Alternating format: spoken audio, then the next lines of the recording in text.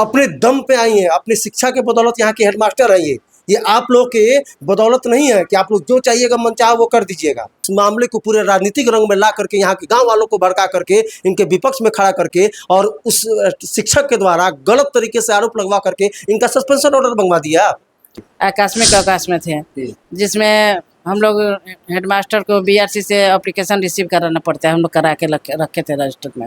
मतलब रिसीव करा ली थी ना बीआरसी में जानकारी था ना कि आप 1 से 3 तक छुट्टी में थी। जी, छुट्टी में थे। बीओ साहब से बात किए भी फ़ोन पे, तो बीओ साहब से हम बोले कि सर आज तो हम छुट्टी में हैं, कल आप बोल दीजिए उनसे हम आते हैं तो उनका योगदान हम करा लेंगे। तो बोले वो कि हमसे बड़ी हो गई है, हम बीओ हैं तो हमारा वैल्यू नहीं है यहाँ, हम खुद आ गए हैं तो हम आज इसका योगदान करा के जाएंगे। प्रधानाध्यापक के अनुपस्थिति में आप जाके विद्यालय में उस टीचर का योगदान करा के आके आ गए हैं। हम अभी कंप्लेन लिखवा रहे हैं इससे, और खुद कंप्लेन लिख रहे हैं तुम लोगों के खिलाफ, तुम दोनों को सस्पेंड करवा देंगे। हमारे निरीक्षण में जब हम 3 तारीख को गए तो 1 तारीख से लेके 3 तारीख तक प्रधानाध्यापिका नीपू कुमारी बिना सूचना गायब थी। अच्छा, मतलब ये भी आरोप लगा है कि 1 तारीख से 3 तारीख तक आप बिना सूचना के, जबकि सारा एविडेंस आपके पास है। हमारे पास है।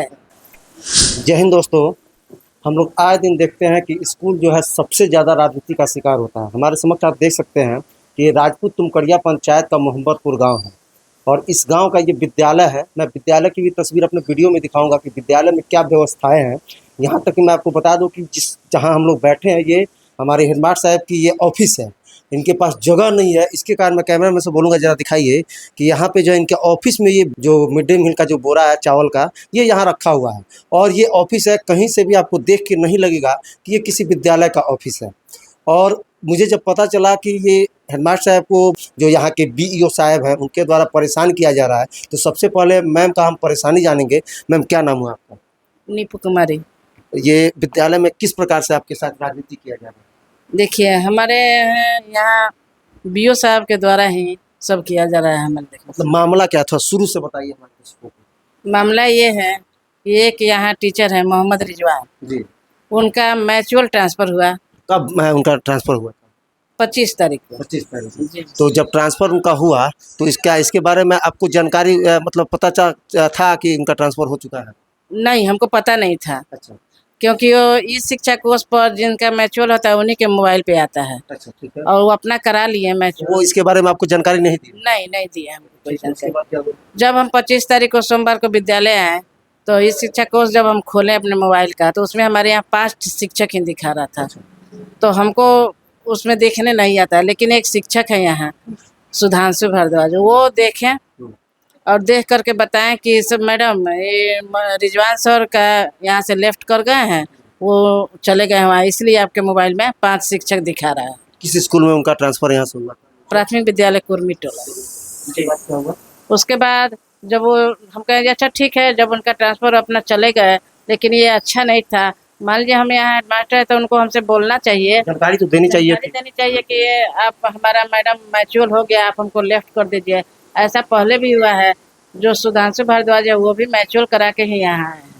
पहले यहाँ संजय कुमार थे, वो यहाँ से चले गए जोगापट्टी, और सुधांशु कुमार वहाँ से यहाँ आ गए। ठीक है। तो उसके बाद मतलब जैसे आपको जानकारी मिला उसके बाद आप क्या किए? तो हम उनके जहाँ वो उनका अटेंडेंस बनता है वहाँ दिनांक पत्रांक के अनुसार चिट्ठी के अनुसार सब लिख दिए और लिख दिए कि उनका स्थानांतरण किया गया। 25 तारीख को ही बीओ साहब के आए निरीक्षण में यहाँ।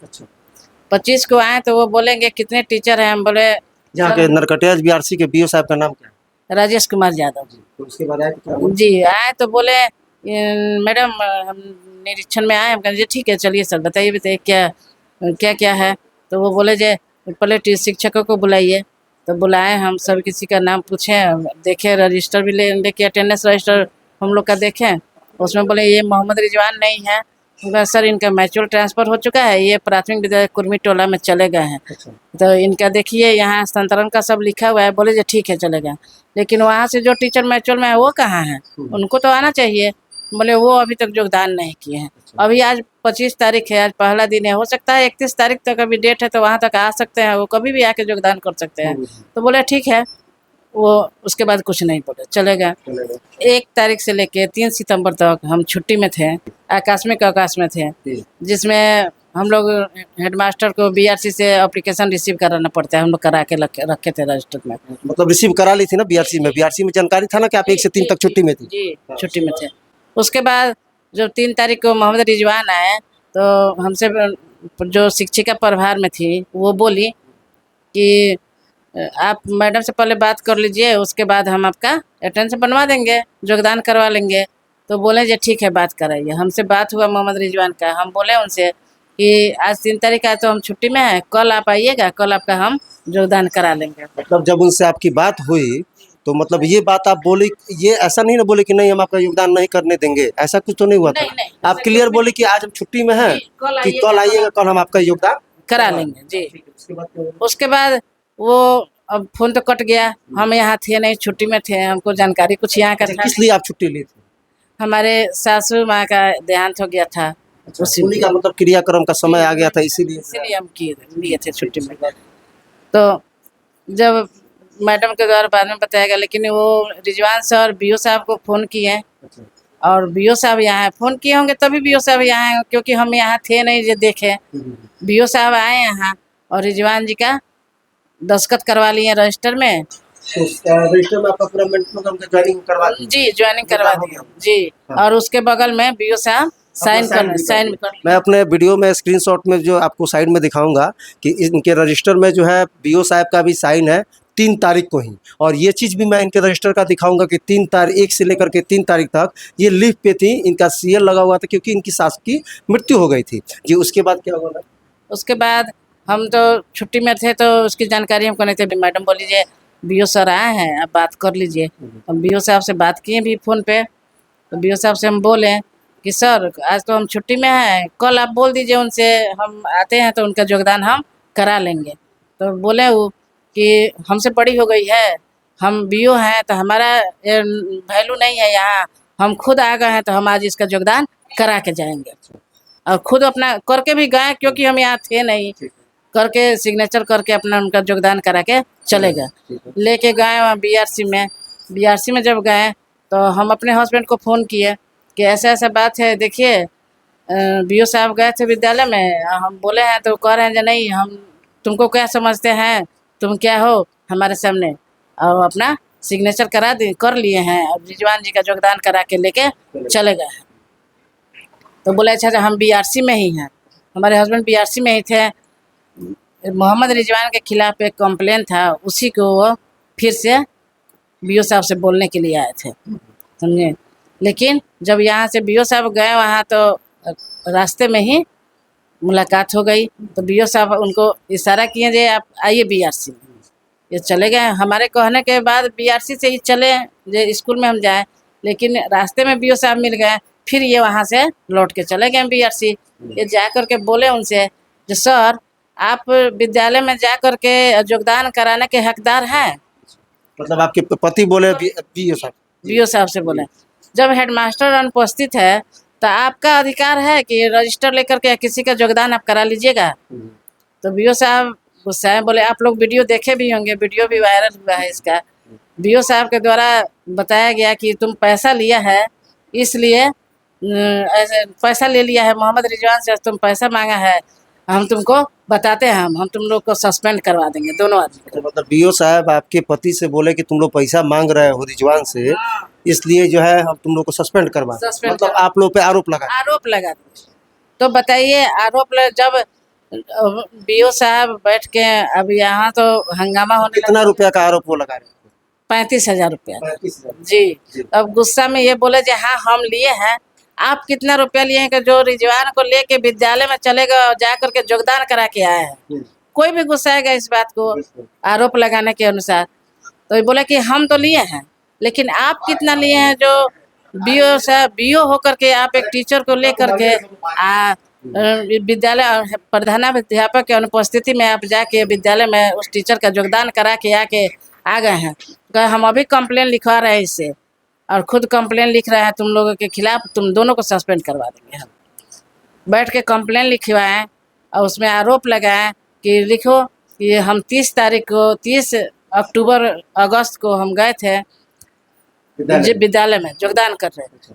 योगदान करने के एवज में प्रधानाध्यापिका निपी कुमार के द्वारा हमसे 37,000 रुपये का डिमांड किया गया। अच्छा, जी, जबकि 30 तारीख को रिजवान यहाँ आए नहीं है विद्यालय में। 30 तारीख को जब वो आए थे उस दिन क्या किसी शिक्षक को दिखाई दिए थे आपके विद्यालय में? नहीं नहीं यानी कि ये झूठा आरोप लगाया गया है कि 30 तारीख को आए थे और आप जो है पैसे के डिमांड के कारण उनका जो है ज्वाइनिंग नहीं करवाए। नहीं करवाया। जबकि ये रूल भी नहीं है, जैसे आप बता रही थी कि जो है जब तक 31 तारीख तक ही वो मतलब ये हो, जी जी, ऐसा क्या होता है? 31 तारीख तक ही, 31 तारीख को ही रद्द होगा वो, तो वो 1 तारीख को आकर यहाँ योगदान कर सकते थे। 30 तारीख को आने का उनका कोई रूल नहीं, कोई रूल नहीं था। 30 तारीख तक अगर आ भी सकता था तो जो म्यूचुअल में आने वाला था वो आ सकता वो तो कहीं 31 को आके हमारे यहाँ योगदान कर ले तो हम क्या करेंगे? था। इसलिए ऐसा मतलब रूल है। जी, ऐसा रूल है। इनके द्वारा आरोप जो लगाया गया उसके बाद क्या होगा? आरोप लगाया गया उसमें स्पष्टीकरण में बीओ साहब लेटर निकलवाए जे तुम लिखो ऐसा ऐसा, खुद भी उसमें अपना कंप्लेन किए हैं कि ये हमारे निरीक्षण में जब हम 3 तारीख को गए थे, 1 तारीख से लेके 3 तारीख तक प्रधानाध्यापिका नीपू कुमारी बिना सूचना गायब थी। अच्छा, मतलब ये भी आरोप लगा है कि 1 तारीख से 3 तारीख तक आप बिना सूचना के, जबकि सारा एविडेंस आपके पास है। हमारे पास है। और ये आरोप लगा कि इनके हस्बैंड के द्वारा बीआरसी में आके बीओ को गाली गलौज दिया गया, जबकि आप वीडियो देख सकते हैं उसमें कहीं गाली गलौज का नाम नहीं है, कहीं गाली गलौज कुछ नहीं है। और यही आरोप 3 आरोप हम लोग पर लगा है। अच्छा, अभी मतलब उसके बाद क्या किसी वरीय अधिकारी के द्वारा आपसे बात हुई क्या, मतलब अब आगे का क्या प्रोसेस हुआ है जी, इसमें? जब डीपीओ साहब का हमारे यहाँ स्पष्टीकरण आया हमारे नाम से, तो हम चिट्ठी रिसीव किए बीआरसी से और उनको सारा साक्ष्य के अनुसार जवाब लिख के उनके यहाँ हम लोग 6 तारीख को ले जा करके जमा किया, क्योंकि 4 तारीख को वहाँ से स्पष्टीकरण आया तो हम 4 को चिट्ठी रिसीव किए हैं। 5 तारीख को हम लोग गए थे डीपीओ ऑफिस, 5 को छुट्टी था तो ऑफिस खुला नहीं था, बंद था। तो 6 तारीख को आप लोग सबमिट कर दिए? जी जी, सबमिट कर दिया सब चीज। उसके बाद भी वहाँ से सस्पेंशन का लेटर आ गया। मतलब आपको सस्पेंड करने का लेटर आपके पास पहुंच गया? जी, दोनों आदमी के हम लोग का सस्पेंशन का लेटर बीआरसी में आया, पंचायत सचिव के पास आया। पंचायत सचिव हम लोग को कल लेटर रिसीव कराया हमको, वो अपने तरफ से स्पष्टीकरण हमसे 24 घंटे में मांगे हैं।